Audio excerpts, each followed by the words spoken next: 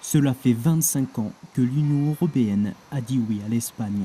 10 ans seulement après avoir tourné la page noire du franquisme, le pays a pris avec l'Europe un spectaculaire essor démocratique et économique.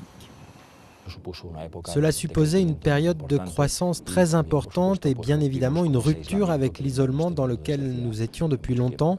25 ans après, le bilan est vraiment positif, non seulement pour l'économie, mais aussi pour la société tout entière.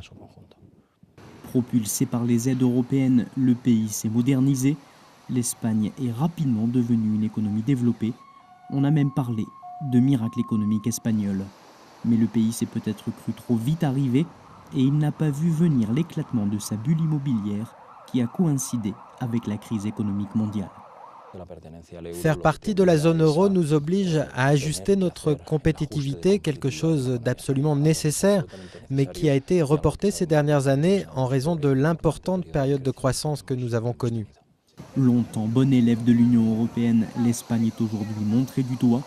Chômage record, autour des 20%, déficit public préoccupant pour la zone euro et cure d'austérité annoncée. Il n'en fallait pas plus pour mettre les syndicats en ébullition et le pays au bord d'une grève générale. Vu la situation de la société espagnole actuellement, c'est plus que probable, d'autant qu'on voit bien que les mesures ne vont pas s'arrêter là. L'Espagne devrait encore connaître des heures sombres. Les plus optimistes des scénarios ne prévoient pas de réelle embellie avant 2 ou 3 ans.